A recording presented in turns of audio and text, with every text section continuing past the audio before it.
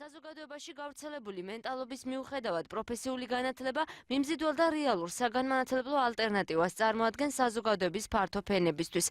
სახელმწიფოს მიერ დაფინანსებული პროფესიული პროგრამები საშუალებას აძლევს ახალგაზრდებს ზოგადი განათლების შემდგომი განვითარებისთვის და პროფესიული წინსვლისთვის.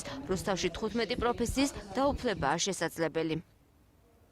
მოგიხსენებათ, რომ პროფესიული განათლება თანდათანობით უფრო პოპულარული ხდება ჩვენს მოქალაქეებს შორის. რაც შეეხება პროგრამებს, რომელიც დღეს მდგომარეობით ხორციელდება კოლეჯში, გვაქვს 15 პროგრამა, თუმცა ეხლა ვახორციელებთ პატარა კვლევას რეგიონის მასშტაბით.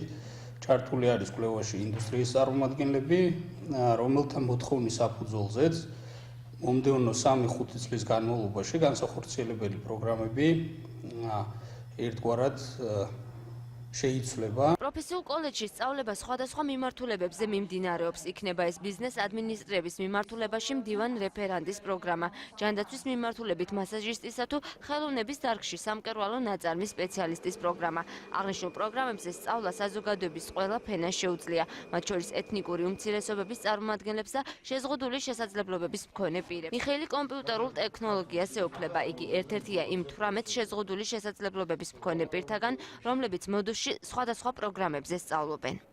სწავლობ კომპიუტერის აგებულებას, მის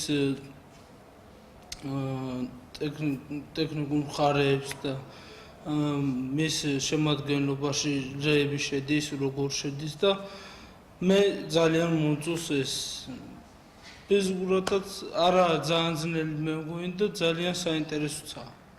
საქართველოს პროფესიული განათლების განვითარების სტრატეგიაში ერთ-ერთი მთავარი საკითხი დუალური განათლებაა, რომელიც დამსაქმებლის მონაწილეობით პარალელურ რეჟიმში თეორიული და პრაქტიკული ცოდნის დაუფლების საშუალებას იძლევა.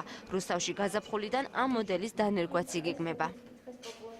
ინდუსტრიის მხრიდან ძალიან დიდი დაინტერესება არის, გააქტიურდნენ ბოლო ხანს ძალიან კერძო სექტორის წარმომადგენლები და გვაქვს ბევრი შემოთავაზება სამუშაოზე დაფუძნებული სწავლების განხორციელების თვალსაზრისით, რასაც ასევე დუალურ სწავლებას ეძახიან. როგორც კი იქნება საშუალება და დამტკიცებული პროგრამები, მოდულური პროგრამები, ჩვენ მზად ვიქნებით უკვე, რომ დავიწყოთ ესეთი დუალური ტიპის სწავლება და განხორციელოთ ეს პროგრამები კერძო სექტორთან ერთად.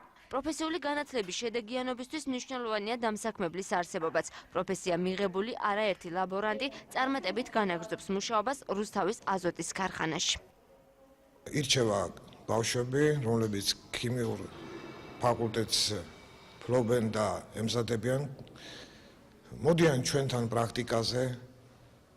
ჩვენ ვაკვირდებით მათ, ვანაწილებთ სხვადასხვა საამქროებში, დაახლოებით 10 წლის განმავლობაში საკმაო რაოდენობის ბავშვები ავიყვანეთ ჩვენთან. თითოეულ მოქალაქეს განსაკუთრებით კი მათ, ვინც კარიერის დაგეგმვას ახლა იწყებს, არჩევანის გაკეთება ორ მნიშვნელოვან საკითხს შორის მოუწევს. აირჩიოს პროფესია დიპლომისთვის თუ პროფესია დასაქმებისთვის.